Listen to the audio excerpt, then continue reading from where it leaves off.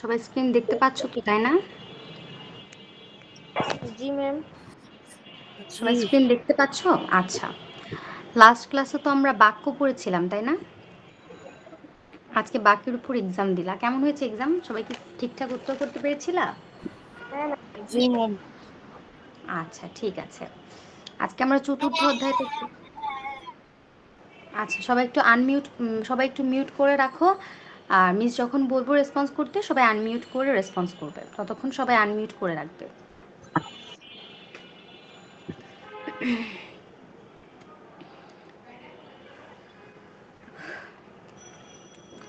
আচ্ছা, দেখো এখানে আমরা কি দেখতে পাচ্ছি। চারপাশ চতুর্থ অধ্যায় আছে, চারপাশের লেখার সাথে পরিচিত হই। বইপত্রের বাইরেও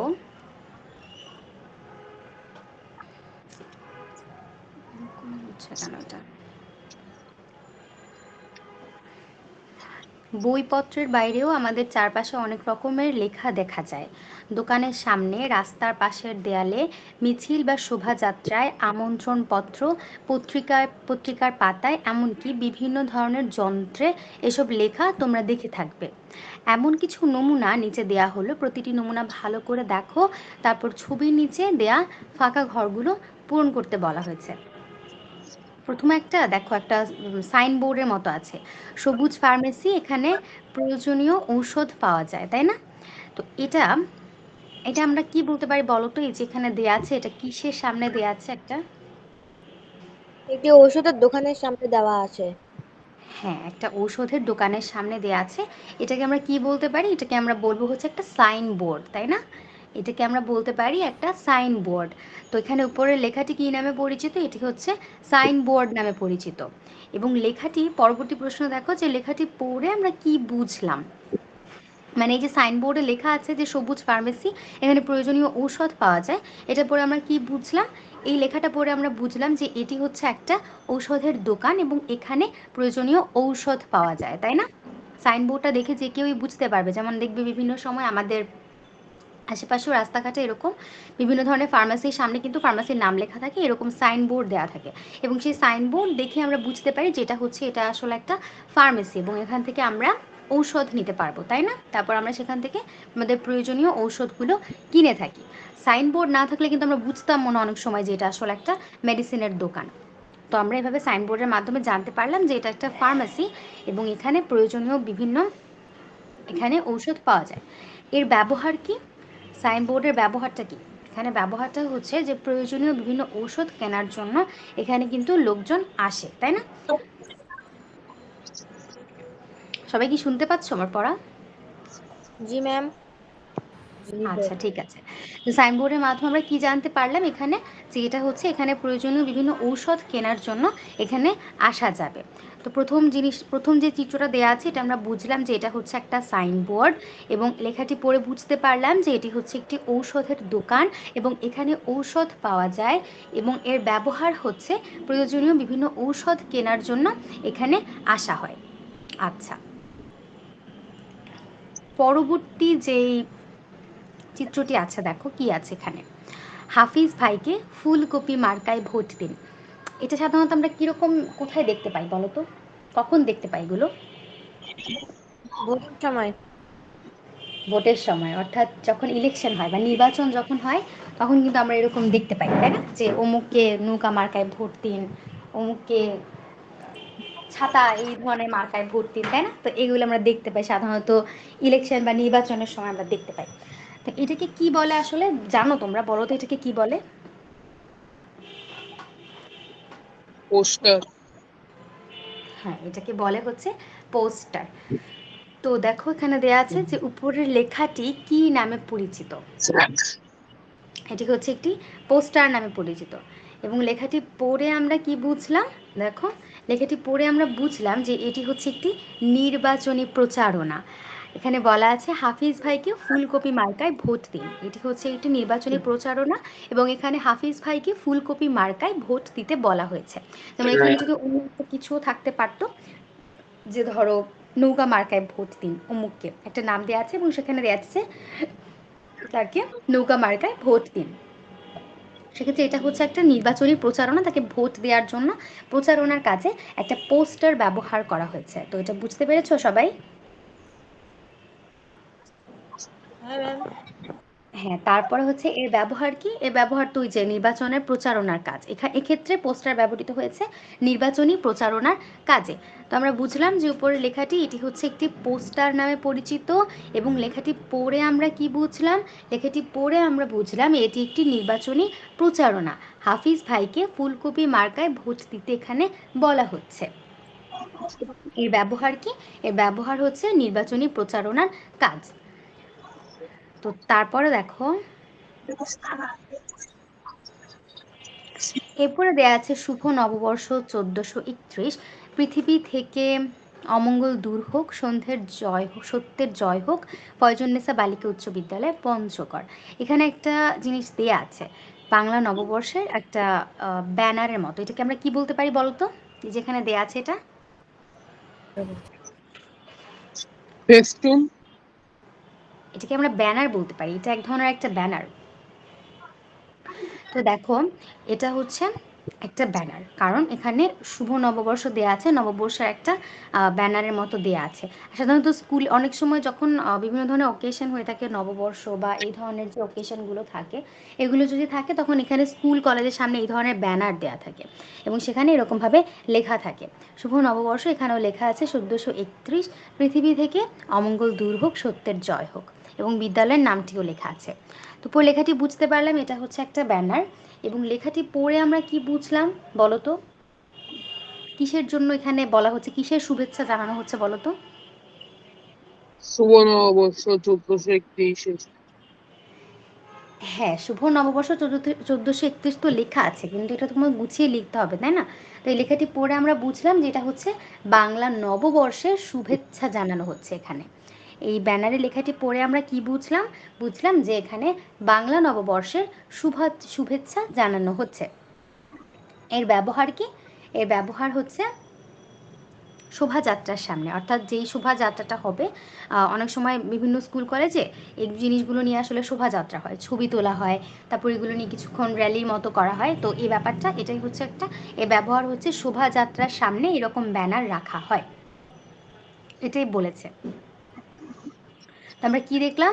উপর লেখাটি এখানে লেখা আছে এটা হচ্ছে একটা ব্যানার, এবং এখানে বাংলা নববর্ষের শুভেচ্ছা জানানো হচ্ছে, এবং এর ব্যবহার হচ্ছে, এটা আমরা শোভাযাত্রার সামনে, বিভিন্ন ধরনের যে শোভাযাত্রা, এই শোভাযাত্রার সামনে অনেক সময় দেখতে পাই। তারপরে দেখো এটা কি আছে,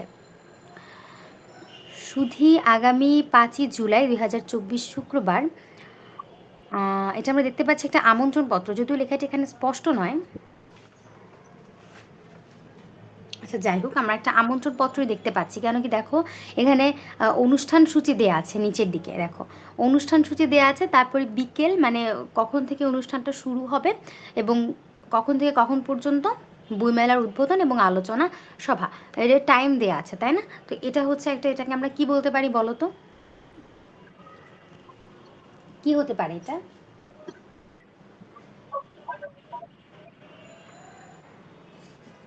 এটা কি হতে পারে বলো তো? যদি যদি আর কাউকে দাওয়াত দেওয়া হয়। হ্যাঁ, যদি কাউকে দাওয়াত দেওয়া হয় তাহলে এটাকে কি বলে? এই যে কার্ডটা দেয়া হয়, কার্ডটার নাম কি? নিমন্ত্রণ পত্র। উপরের লেখাটি আমন্ত্রণ পত্র নামে পরিচিত। হ্যাঁ, এটা নিমন্ত্রণ পত্র বা আমন্ত্রণ পত্র, একটা ইংলিশে বলে ইনভিটেশন কার্ড, তাই না? ইনভিটেশন কার্ড এটা একটা আমন্ত্রণ পত্র। তারপরে দেখো, বলেছে উপর লেখাটি, এটি আমরা বলবো যে একটি আমন্ত্রণ পত্র নামে পরিচিত। লেখাটি পড়ে আমরা কি বুঝলাম? এই লেখাটি পড়ে আমরা বুঝলাম যে, যদি একটু ভালোভাবে লক্ষ্য করো তাহলে দেখতে পাবে হয়তোবা, লেখাটা যদি একটুখানি ঝাপসা, তাও দেখলাম যে 3 বছর পূর্তিতে বইমেলার আমন্ত্রণ জানানো হচ্ছে। গ্রন্থাগারের মানে যে লাইব্রেরি, সেই লাইব্রেরি বা গ্রন্থাগারের 3 বছর পূর্তিতে বইমেলার আমন্ত্রণ জানানো হচ্ছে। এই আমন্ত্রণ পত্রে বইমেলার যে আমন্ত্রণ সেটাই জানানো হচ্ছে, গ্রন্থাগারের 3 বছর পূর্তিতে বইমেলার একটা আমন্ত্রণ জানানো হচ্ছে এই আমন্ত্রণ পত্রে। তারপর কি এর ব্যবহার কি? আমন্ত্রণ পত্রের ব্যবহার তো আমরা সবাই জানি, তাই না? বলো তো আমন্ত্রণ পত্রের ব্যবহারটা আসলে কি?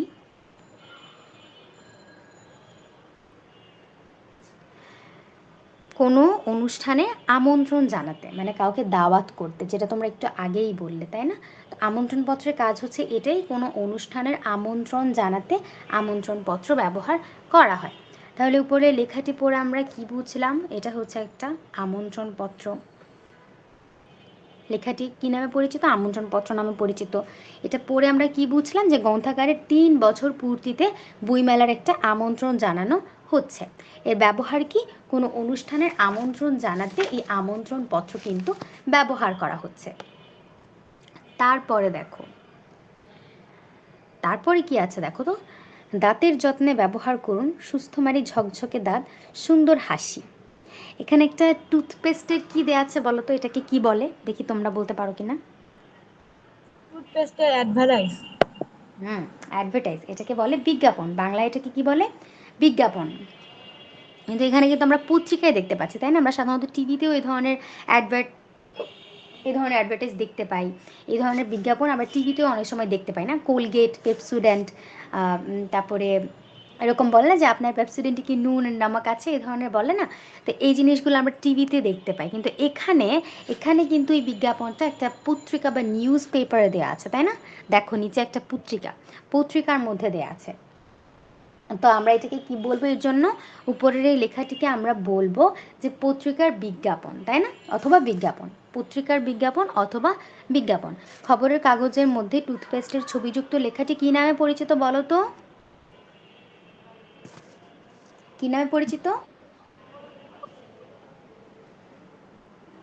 বিজ্ঞাপন। হ্যাঁ, বিজ্ঞাপন নামে পরিচিত। লেখাটি পড়ে আমরা কি বুঝলাম? লেখাটি পড়ে আমরা বুঝলাম যে নিমপাতার টুথপেস্ট ব্যবহার করা ভালো। একটা নিমপাতার টুথপেস্টের যে একটা প্রচারণা করা হচ্ছে, এই যেমন পেপসুডেন্টের অনেক সময় প্রচারণা করে, তো এগুলোর এই জিনিসগুলো আমরা বুঝতে পারি এই অ্যাডভার্টাইজগুলোর মাধ্যমে বা বিজ্ঞাপনগুলোর মাধ্যমে বুঝতে পারি যেগুলো ব্যবহার করা ভালো। যদি এগুলো একটু অতিরঞ্জিত করে আসলে, মানে ভালো ব্যবহার না হলেও ওরা আসলে এই ধরনের ভাবে কিন্তু জিনিসটা, বিজ্ঞাপনটা প্রচার করে যে জিনিসটা ভালো, ব্যবহারে ভালো সুফল পাওয়া যাবে, এরকম কোনো কিছু। তো আমরা কি এটাই দেখতে পারলাম যে যেহেতু এটা বিজ্ঞাপন, তাই এরকমভাবে নিম পাতা টুথপেস্ট ব্যবহার করা ভালো। লেখাটি পড়ে এটাই বুঝলাম। এর ব্যবহার কি? বিজ্ঞাপনী প্রচারণার কাজে হচ্ছে এটা ব্যবহার করা হচ্ছে, তাই না? এই বিজ্ঞাপনটা ব্যবহার করা হচ্ছে শুধুমাত্র একটা বিজ্ঞাপনী প্রচারণার কাজে। বুঝতে পেরেছো সবাই ব্যাপারটা?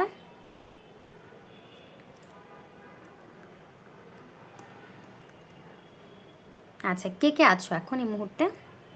ইন্দ্রনীল। আচ্ছা, তোমরা একটু একে একে নাম বলবে যে কে কে এখন ক্লাসটা করছো।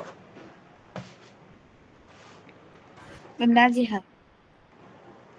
নাজিহা।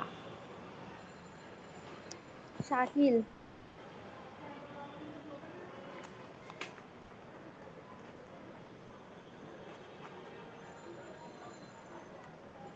আর কি ইন্দ্রনীল, তুমি কি ক্লাস করছো?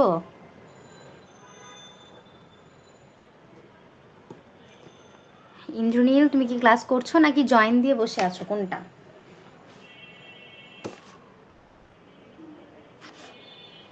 ইন্দ্রনীল, ক্লাস করছো নাকি জয়েন দিয়ে বসে আছো?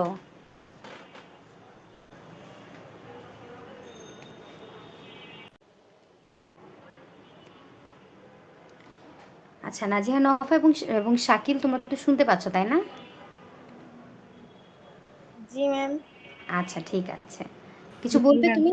শারিয়ার, শাকিল হ্যান্ড রাইজ করেছো যে। না ম্যাম, যা আমি আছি দেখে ওটা বলার জন্য। আচ্ছা, ওকে।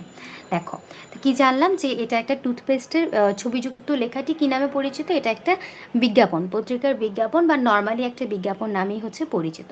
লেখাটি পড়ে কি বুঝলাম? লেখাটি পড়ে আমরা বুঝলাম যে নিম পাতার টুথপেস্ট ব্যবহার করা ভালো। এর ব্যবহার কি? বিজ্ঞাপনী প্রচারণার কাজে ব্যবহার করা হচ্ছে। এরপরে দেখো, এরপরে চিত্রটা কি বলো তো? এটা কিন্তু খুবই পরিচিত একটা চিত্র, তাই না?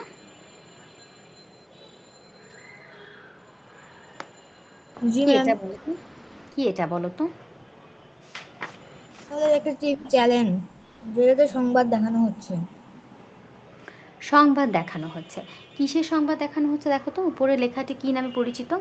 এখানে ধরো নিচে দেখো, শীর্ষ খবর লেখা আছে, গতবারের চ্যাম্পিয়নকে হারিয়ে বাংলাদেশ ক্রিকেট দলের ঐতিহাসিক জয়। গতবারের চ্যাম্পিয়নকে হারিয়ে বাংলাদেশ ক্রিকেট দলের ঐতিহাসিক জয়। তো এটা কিন্তু একটা খেলার খবর, তাই না? এটা কিসের খবর? খেলার খবর। খেলার খবর। এখানে আমরা দেখতেই পাচ্ছি, কারণ আমরা সাধারণত যখন খবর শুনি তখন নিচে কিন্তু এই ধরনের দেয়া থাকে শীর্ষ খবরগুলো, এবং অনেক সময় হেডলাইনে দেয়া থাকে। তো এই যে শীর্ষ খবরটা দেখে আমরা বুঝতে পারি, বা নিচের যে লেখাটা, যে লাইনটা থাকে হেডলাইনটা, ওটা দেখে আমরা বুঝতে পারি যে আসলে কিসের খবর হচ্ছে। এখানে এরকমভাবে আমরা বুঝতে পারছি যে এটা আসলে খেলার খবর, কারণ লেখা আছে গতবারের চ্যাম্পিয়নকে হারিয়ে বাংলাদেশ ক্রিকেট দলের ঐতিহাসিক জয়। তো এটা হচ্ছে একটা, আমরা দেখতে পেলাম যে উপরের টেলিভিশনের নিচের দিকের লেখাটি কি নামে পরিচিত? স্কুল বা টিভির, বা হচ্ছে টিভির সংবাদ, তাই না? এটা হচ্ছে একটা সংবাদ। লেখাটি পড়ে আমরা কি বুঝলাম? বাংলাদেশ ক্রিকেট দল এশিয়া কাপ জয় করেছে। এই যে শীর্ষ খবর নিচে লেখাটি আমরা দেখতে পাচ্ছি না, যে গতবারের চ্যাম্পিয়নকে হারিয়ে বাংলাদেশ ক্রিকেট দলের ঐতিহাসিক জয়, এটার মাধ্যমে আমরা কি বুঝতে পেরেছি? যে বাংলাদেশ ক্রিকেট দল এশিয়া কাপ জয় করেছে। এর ব্যবহার কি? জরুরি, মানে এই যে সংবাদপত্র, সংবাদের কাজটা কি আসলে কি আমাদের কাছে কি পৌঁছে দেয় তারা বলো তো? সংবাদের কাজটা আসলে কি? এই যে সংবাদের মাধ্যমে আমরা কি জানতে পারি আসলে? সংবাদের মাধ্যমে আমরা বিভিন্ন বিষয় জানতে পারি, যে দেশে কি ঘটছে, হ্যাঁ, খেলার। হ্যাঁ, দেশে কি ঘটছে আমরা জানতে পাই সেই জিনিসগুলো। আমাদের অনেক অজানা তথ্য থাকে, এবং এটা হচ্ছে আমরা এই সংবাদপত্রের মাধ্যমে জানতে পারি যে কি কি আসলে গুরুত্বপূর্ণ তথ্য আছে, দেশে কি হচ্ছে না হচ্ছে, দেশের কোথায় কি হচ্ছে, খেলার খবরে কি হচ্ছে, দেশের রাজনৈতিক অবস্থান কি এখন, তারপরে আর বাদবাকি যা ধরনের খোঁজ খবর যেগুলো হচ্ছে আমরা সাধারণত জানতে পারি না, এই জিনিসগুলোই কিন্তু আমরা সংবাদের মাধ্যমে জানতে পারি। তো এটা খুবই গুরুত্বপূর্ণ। তো বলেছে যে এর ব্যবহার কি? জরুরি ও জনগুরুত্বপূর্ণ সংবাদ প্রচার কাজে। জরুরি ও জনগুরুত্বপূর্ণ সংবাদ প্রচার কাজে আমরা হচ্ছে সংবাদপত্র ব্যবহার করে থাকি, তাই না? আচ্ছা, তারপরে দেখো আমাদের প্রায় শেষের পথে, চতুর্থ অধ্যায়ের এই জিনিসটা আমাদের প্রায় শেষ হয়ে গেছে। তো আমরা এবার একটু চারপাশে নানান রকম লেখা, এগুলো একটুখানি পড়ব। দেখো, সাইনবোর্ড মানে আজকে যা পড়লাম আর কি। সাইনবোর্ড মানে হচ্ছে কোনো প্রতিষ্ঠান, সংস্থা, সংগঠন অথবা দোকানপাটের নাম পরিচয় তুলে ধরা হয় যেখানে, তাকে সাইনবোর্ড বলে। একটু আগেও আমরা দেখলাম যে একটা ফার্মাসির সাইনবোর্ড তুলে ধরা হয়েছে। তো কোনো প্রতিষ্ঠান, সংস্থা, সংগঠন অথবা দোকানপাটের নাম পরিচয় তুলে ধরা হয় কিন্তু এই সাইনবোর্ডের মাধ্যমে। যেমন কোনো মুদি দোকানের সামনে অনেক সময় আমরা সাইনবোর্ড দেখতে পাই। তারপরে যে কোনো স্টেশনারি দোকান বলো, মুদি দোকান, বা ধরো যে কোনো কিছুর সামনে, কোনো শোরুম, এগুলোর সামনে কিন্তু এই ধরনের সাইনবোর্ড টাইপের থাকে, যেটার মাধ্যমে আমরা বুঝতে পারি যে এটার, এই দোকানের নাম হচ্ছে এটা। তো আমরা কি জানলাম? সাইনবোর্ড মানে হচ্ছে কোনো প্রতিষ্ঠান, সংস্থা, সংগঠন অথবা দোকানপাটের নাম পরিচয় তুলে ধরা হয় যেখানে, তাকে সাইনবোর্ড বলে। এবার সাইনবোর্ডে অনেক সময় প্রয়োজনীয় তথ্য ও যোগাযোগের ঠিকানা দেয়া থাকে। কারণ অনেক সময় দেখবা যে এই সাইনবোর্ডের মধ্যে অনেক সময় দেখবা অনেক সময় যে যখন কোনো নতুন টেইলার আসে আর কি, ওই টেইলারের দোকানের সামনে এই ধরনের সাইনবোর্ড দেওয়া থাকে, এবং তখন ওখানে নাম্বারও দেওয়া থাকে। টিলারদের দোকানের সামনে অনেক সময় ওই সাইনবোর্ডে ওদের নাম্বার দেওয়া থাকে, যাতে করে লোকজন আর কি প্রয়োজনের সময়, বা কোনো কাপড় তাদেরকে আসলে সময় মতো প্রোভাইড করা হচ্ছে না সেলাই করে, তখন জিনিসটা তারা যেন কল দিয়ে ব্যাপারটা সর্ট আউট করতে পারে। সেই জন্য কিন্তু এরকম সাইনবোর্ড দেওয়া থাকে। এরকম বিভিন্ন জায়গাতেই তোমাদের সাইনবোর্ডের সাথে ঠিকানার যে তথ্য এবং যোগাযোগের ঠিকানাটা দেওয়া থাকে, নাম্বার দেওয়া থাকে, ঠিক আছে? তারপর দেখো পোস্টার। পোস্টারটাকে বড় আকারের কাগজে কোনো কথা বা ছবি লেখা হলে বা ছাপানো হলে তাকে পোস্টার বলে। সবার নজরে পড়ার জন্য পোস্টারের লেখা ও ছবি আকার বড় হয়। নির্বাচনের সময় এটা বেশি দেখা যায়। আমরা তো একটু আগেই দেখেছি যে হাফিজ সাহেবকে ফুলকপি মার্কায় ভোট দেওয়ার জন্য একটা নির্বাচনী প্রচারণা করা হচ্ছে পোস্টারের মাধ্যমে, তাই না? তো পোস্টার আসলে কি? বড় আকারের কোনো একটা কাগজে কোনো কথা বা কোনো ছবি লেখা হলে বা ছাপানো হলে তাকে পোস্টার বলে। সবার নজরে পড়ার জন্য পোস্টারের লেখা ও ছবি কিন্তু আকারে বড় হয়। সাধারণত দেখবা যে যখন আর কি এই ধরনের পোস্টারগুলো বানানো হয়, তখন যে লোকটার, ধরো নির্বাচনী প্রচারণার কথা আমরা যেহেতু দেখেছি, তো হাফিজ ভাইয়ের ছবিটাও বেশ বড় করে দেয়া আছে, ফুলকপির যে মার্কাটা, ফুলকপির ছবিটাও বেশ বড় করে দেয়া আছে, এবং লেখাটাও বেশ বড় করে দেয়া আছে, যেন লোকজন আসলে জিনিসটা রিলেট করতে পারে যে এটা হচ্ছে ছবি, এনার নাম হচ্ছে, ইনি ব্যক্তিত্ব, এনার নাম হচ্ছে হাফিজ ভাই, এবং তিনি হচ্ছে নির্বাচনে দাঁড়িয়েছেন। সে হচ্ছে, তাকে ফুলকপি মার্কা হচ্ছে তাকে ভোট দেওয়ার জন্য বলা হচ্ছে। এই পুরো জিনিসটা বেশ বড় হাতের বড় করে লেখা হয়, যাতে লোকজনের নজর কাড়ে, দৃষ্টি আকর্ষণ করে। ঠিক আছে, এটা হচ্ছে পোস্টার। ব্যানার মানে কি? সবাইকে জানানোর উদ্দেশ্যে লম্বা কাপড়ে লেখা কোনো বক্তব্য বা তথ্যকেই ব্যানার বলে। ব্যানার সাধারণত শোভাযাত্রার সামনে থাকে, কখনো কখনো টাঙিয়েও রাখা হয়। ব্যানারটা সাধারণত বিভিন্ন শোভাযাত্রার সামনে থাকে, মঙ্গল শোভাযাত্রা, মানববন্ধন, এগুলোর সামনে ব্যানার থাকে। দেখবা অনেক সময় যে কোনো ধরনের কোনো প্রতিবাদ করার জন্য হইলে বিভিন্ন ধরনের ব্যানার নিয়ে আসলে মানুষজন কিন্তু নেমে যায়, মিছিলে নেমে যায়, তাই না?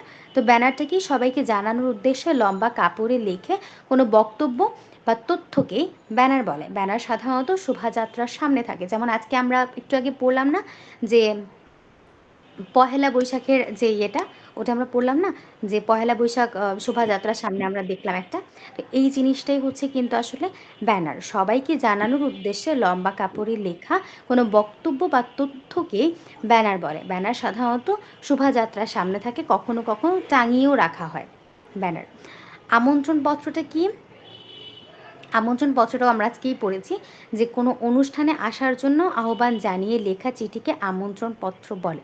আমন্ত্রণ পত্র অনুষ্ঠানের বিবরণ, স্থান, তারিখ, সময়সূচি ইত্যাদির উল্লেখ থাকে। যেমন একটু আগে আমরা দেখেছি যে গ্রন্থাগার উদ্বোধনের জন্য কিন্তু একটা ইনভিটেশন কার্ড অথবা আমন্ত্রণ পত্র দেয়া হয়েছিল, এবং সেখানে কিন্তু ওই অনুষ্ঠানের বিবরণ, তারপর স্থান, সময়, যেন লোকজনকে যদি ইনভিটেশন কার্ডটা পৌঁছানো হয় তারা যেন আসলে সহজেই বুঝতে পারে যে অনুষ্ঠানটা আসলে কিসের এবং সেটা কোন তারিখে অনুষ্ঠিত হবে, কোন সময়ে হবে, এই পুরো জিনিসটাই কিন্তু একটা ইনভিটেশন কার্ডের মধ্যে লিখে দেয়া লাগে।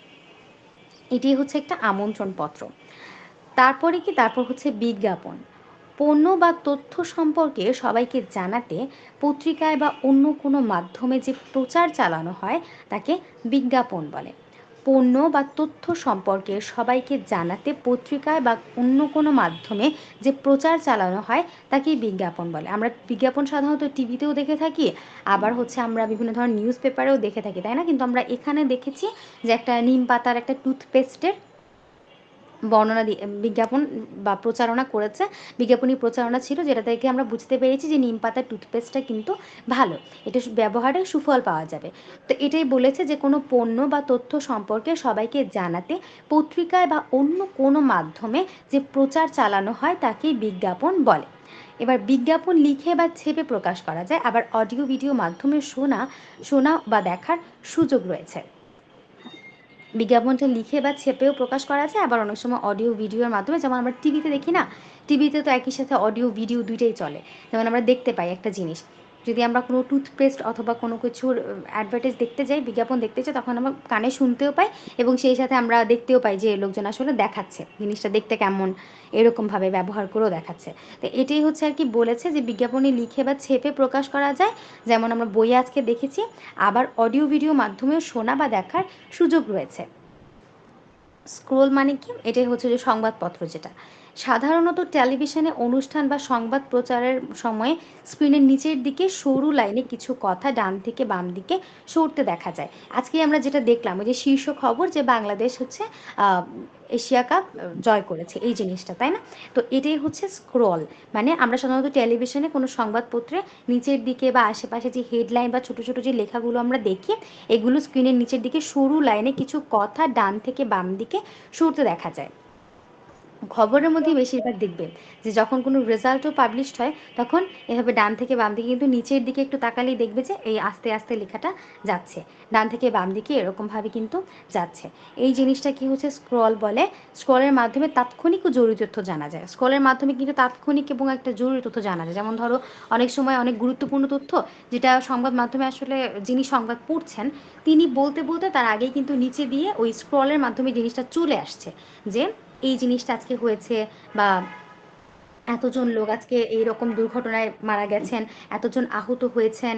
আহ, এই ব্যাপারগুলো কিন্তু নিচে দিয়ে একদম সুন্দরভাবে চলে আসে, যেন আমাদের চোখ মানে সংবাদপত্রের যে সংবাদ পাঠিকা বা সংবাদ পাঠক তার সংবাদ শোনার আগেই আমরা কিন্তু এই স্ক্রলের মাধ্যমে গুরুত্বপূর্ণ তথ্যটা তৎক্ষণাৎ একদম ইনস্ট্যান্ট আমরা জেনে যাই যে আসলে এই ঘটনাটা ঘটেছে, তাই না? তো এটাই বলেছে। তারপর বলেছি নিজেরা করি। মনে করো সততা স্টোর নামে তোমার একটা দোকান খুলতে যাচ্ছ। এই দোকান থেকে বিদ্যালয়ের শিক্ষার্থীরা ন্যায্য মূল্যে প্রয়োজনীয় জিনিসপত্র কিনতে পারবে। বিষয়টি মাথায় রেখে কয়েকটি দলে ভাগ হয়ে নিচের কাজটি করতে বলা হয়েছে। আচ্ছা, ঠিক আছে, সবাই কি বুঝতে পেরেছো ক্লাস আজকের? জি ম্যাম।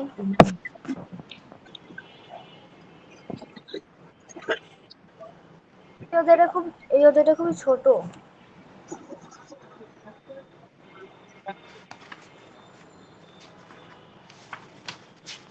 তোমরা কি পরীক্ষা দিয়েছো? কে কে পরীক্ষা দিয়েছো আজকে? ম্যাম আমি দিয়েছি। হ্যাঁ, আমরা নাজিয়া, দিয়েছি। নাজিয়া, নৌফা, ইন্দ্রনীল, সারিয়া সবাই কি পরীক্ষা দিয়েছো? হ্যাঁ ম্যাম। হ্যাঁ, ম্যাম। জি ম্যাম। আচ্ছা, ঠিক আছে।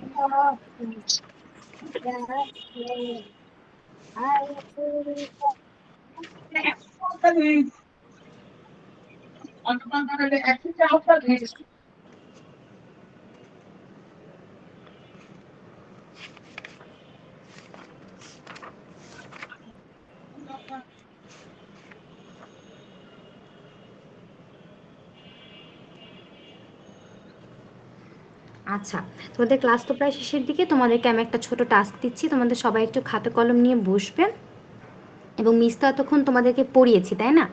তো আজকে যা পড়িয়েছি তা থেকে একটুখানি লেখো। তোমরা এই যে এখানে একটা আমরা কি দেখতে পাচ্ছি, এখানে একটা পোস্টার দেখতে পাচ্ছি না, যে হাফিজ ভাইকে ফুলকপি মার্কায় ভোট দিন। এই জিনিসটাই হচ্ছে হ্যাঁ, তোমরা এই ছকের মধ্যে বইয়ে বা খাতায় যেভাবেই হোক তোমরা এই ছকটা পূরণ করো। পূরণ করে বলো যে কি বলছো, বুঝতে পারছি না। লেখা শেষ। লেখা শেষ কিনা সেটা তো আমি জানি না, এখন লিখবে আবারও। লিখে আমি যখন জিজ্ঞেস করব তখন তোমরা বলবে যে কিভাবে লিখেছো। এই যে 56 পৃষ্ঠায় যে জিনিসটা আছে একটা পোস্টার, এই জিনিসটা তোমরা দেখবে এবং দেখে তোমরা এখন উপরে লেখাটি কী নামে পরিচিত, লেখাটি পড়ে কি বুঝেছো এবং এর ব্যবহার, এই তিনটা জিনিস তোমরা এখন লিখো। লিখে আমি কিছুক্ষণ পর তোমাদেরকে জিজ্ঞেস করছি যে কে কিভাবে লিখেছো। বুঝতে পেরেছো কি লিখতে বলেছি আমি?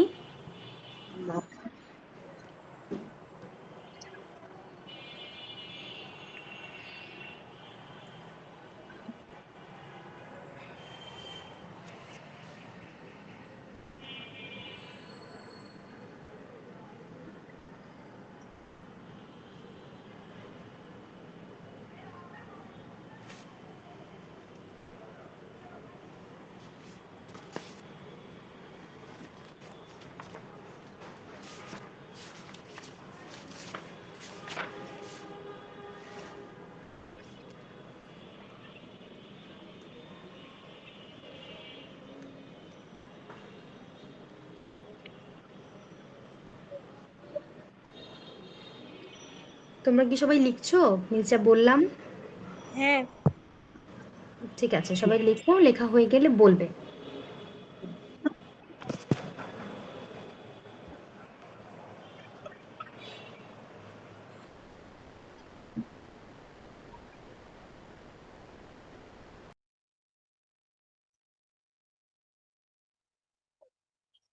আচ্ছা, লেখা যেটুকুই হয়েছে সেটুকুই বলো।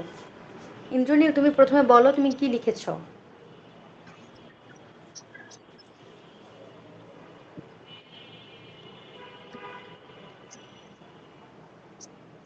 ইন্দ্রনীল আমি বলো তুমি কি লিখেছো।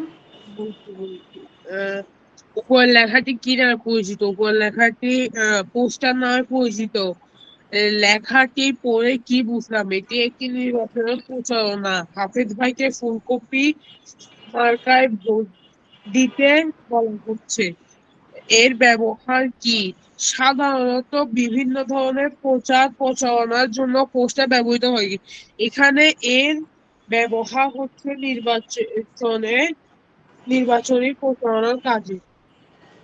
হ্যাঁ, অর্থাৎ এখানে বিভিন্ন ধরনের প্রচার প্রচারণার কাজে পোস্টার ব্যবহৃত হয়, কিন্তু এখানে নির্বাচনী প্রচারণার কাজে পোস্টার ব্যবহৃত হয়েছে। আচ্ছা, সুন্দর হয়েছে। তারপর আর কি লিখেছো বলো। হ্যাঁ আমি লিখছি। হ্যাঁ, বলো কি লিখেছো। উপরের লেখাটি কি নামে উত্তর পোস্টার নামে পরিচিত। হুম। লেখা করে কি বুঝলাম? উত্তর, লেখা করে আমি বুঝলাম যে এটি হলো একটি নির্বাচনের পোস্টার। এটি হান- ভাইকে হাফিজ ভাইকে কপি মার্কায় ভোট দিতে বলেছে। এর কি? এটি নির্বাচনের সময় ব্যবহার হয়। এটি হাফিজ ভাইকে বা অন্য কাউকে ভোট দেওয়ার সময় ব্যবহার করা হয়। আচ্ছা ঠিক বলতে আছে, কিন্তু তুমি একটুখানি যদি গুছিয়ে লেখো না তাহলে লেখাটা একটু সুন্দর হতো, তাই না? যেমন তুমি যে লিখেছো এর ব্যবহার কি, এর মধ্যে যে তুমি বলেছো যে অন্য কাউকে ভোট এভাবে এভাবে না বলেও তুমি শুধুমাত্র বলতে পারো যে এটা হচ্ছে একটা নির্বাচনী প্রচারণার কাজ, তাই না? এটার ব্যবহার কি পোস্টার, এক্ষেত্রে পোস্টার কেন ব্যবহার করা হয়েছে? নির্বাচনী প্রচারণার কাজে। তো শুধুই এটা লিখে দেবে যে এক্ষেত্রে নির্বাচনী প্রচারণার কাজে পোস্টার ব্যবহৃত হয়, এটুকু লিখলেই আজ আসলে হবে, ঠিক আছে? আচ্ছা তারপর কে লিখেছো, কি লিখেছো বলো, তারপর কে লিখেছো?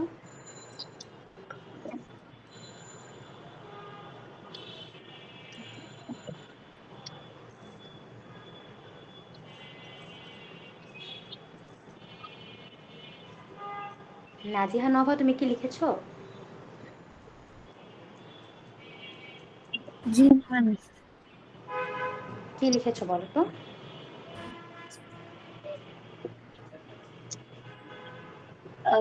উপরের লেখাটি কি নামে পরিচিত? উপরের লেখাটি একটি পোস্টার নামে পরিচিত। লেখাটি পড়ে কি বুঝলাম?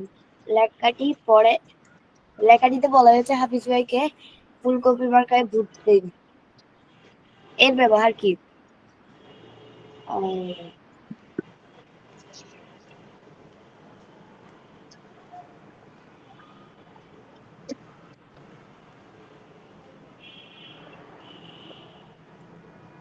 বলো পোস্টারের ব্যবহার কি, কি কাজে পোস্টার ব্যবহৃত হয়েছে এখানে?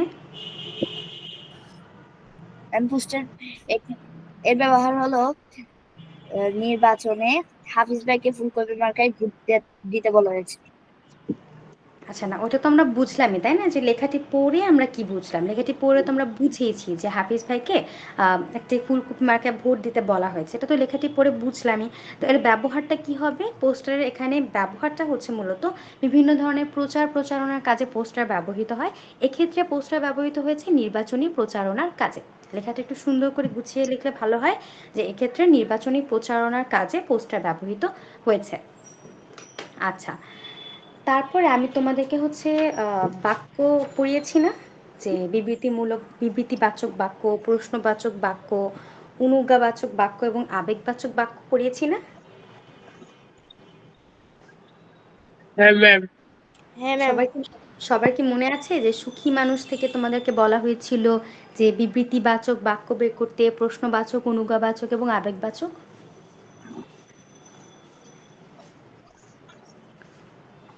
মনে আছে সবার?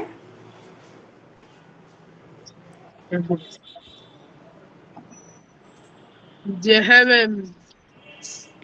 আচ্ছা ঠিক আছে, তোমাদের এখন একটা টাস্ক দিব, সেটা হচ্ছে এই বাক্য থেকে তোমরা যে বিবৃতিবাচক বাক্য, প্রশ্নবাচক বাক্য, অনুজ্ঞাবাচক এবং আবেগবাচক, এই 4 ধরনের বাক্য থেকে তোমরা 3টা করে বাক্য এখন লিখবে। যেমন বিবৃতিবাচক 3টা বাক্য লিখবে, তারপর প্রশ্নবাচক 3টা বাক্য লিখবে, অনুজ্ঞাবাচক 3টা বাক্য লিখবে এবং আবেগবাচক 3টা বাক্য লিখবে। বুঝতে পেরেছো?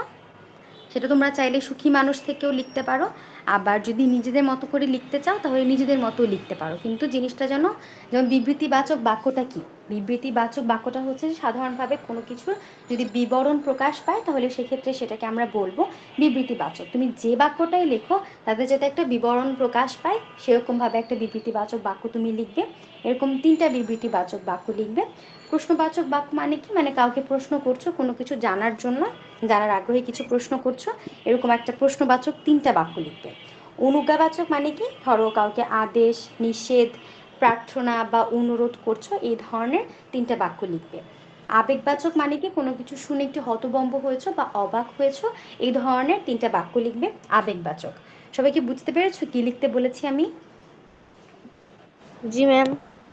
ঠিক আছে, তাহলে তোমরা এখন 4 ধরনের বাক্য থেকে 3টা করে বাক্য লিখবে। সেটা সুখী মানুষ থেকেও লিখতে পারো অথবা নিজে যদি বুঝে থাকো নিজেও লিখতে পারো, কোনো সমস্যা নেই। তো 3টা করে বাক্য লিখো সবাই।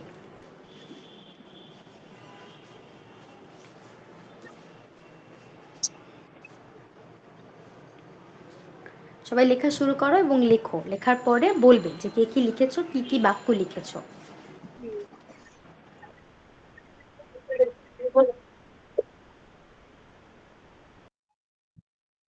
যাবে কিছু না, তাই তো ভুল করেছে।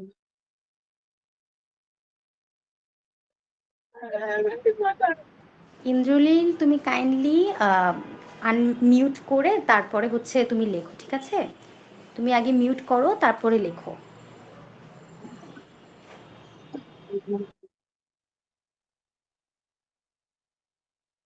আচ্ছা, কেউ কি বাক্য লিখেছো, লিখতে পেরেছো? বলো তো কে কি লিখেছো। নাজিয়া নওফা, তুমি বলো কি লিখেছো।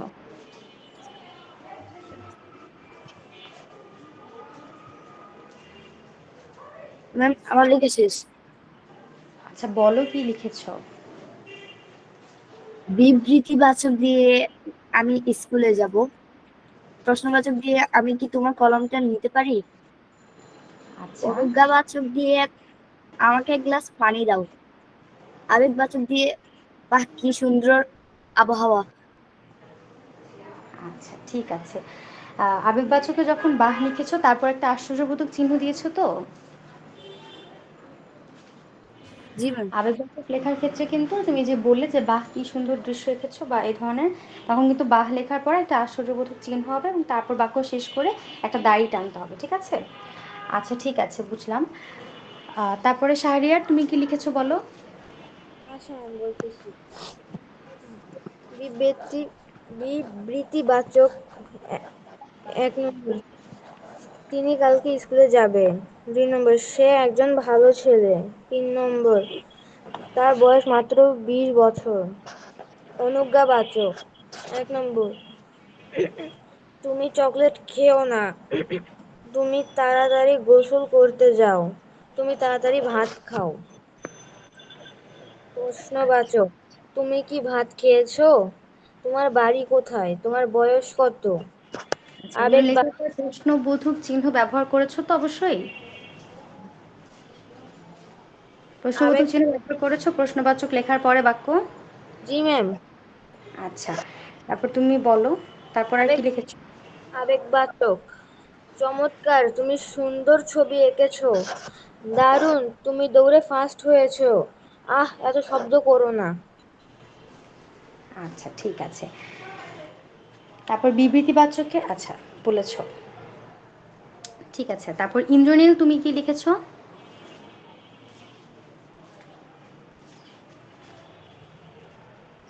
ইন্দ্রনীল, কি শুনতে পাচ্ছো, কি বাক্য লিখেছো বলো।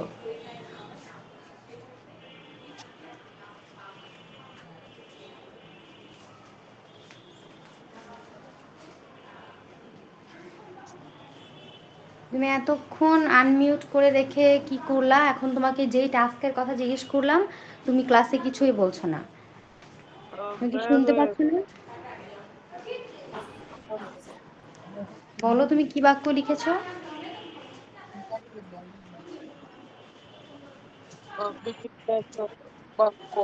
1, তোমার মোরাল একটা কঠিন লোক। 2, মনের মধ্যে অশান্তি থাকলে ওষুধে কাজ হয় না। 3, মোরাল আমার মনি মনিরূপ। প্রশ্নবাচক বাক্য। এক, মোরাল শব্দটা সময় হচ্ছে পাবো। মোরল। মোরল আমার মনির, এটা সুখী মানুষ থেকে নিয়েছো। মোরাল হবে না শব্দটা, মোরল, ঠিক আছে। আচ্ছা, তারপর বলো। 2, বাঘের চোখ আনতে হবে। 3, হিমালয় পাহাড় তুলে আনবো। আহ অনুজ্ঞাবাচক বাক্য, আমাকে শান্তি এনে দাও। 2, আমার আমাকে ভালো করে দাও। 3, মোড়লের মুখে শরবত ঢেলে দাও। আবেগবাচক বাক্য। 1, আহ, কি তাজ্জব কথা। 5, গ্রামে একজনও সুখী মানুষ পেলাম না।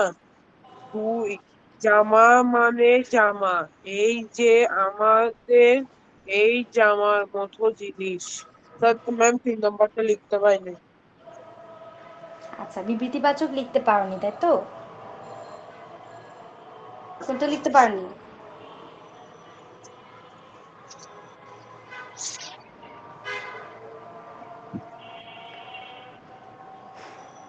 আচ্ছা ঠিক আছে, যা লিখেছো।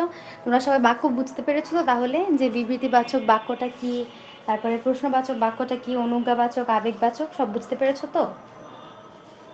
জি ম্যাম। আচ্ছা ঠিক আছে। নেক্সট ক্লাসে তাহলে একটা ক্লাস টেস্ট থাকবে তোমাদের, আজকে যা পড়িয়েছি তার উপরে। এই যে তোমাদের চতুর্থ অধ্যায় পড়ালাম না আজকে,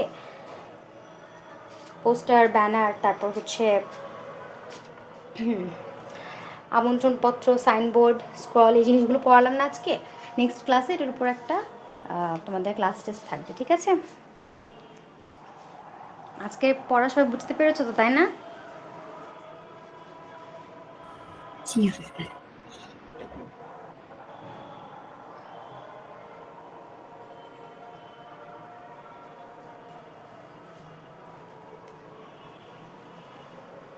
আচ্ছা ঠিক আছে, তোমরা চাইলে এখন ক্লাস থেকে লিভ নিতে পারো, আজকে ক্লাসটা এখানেই শেষ।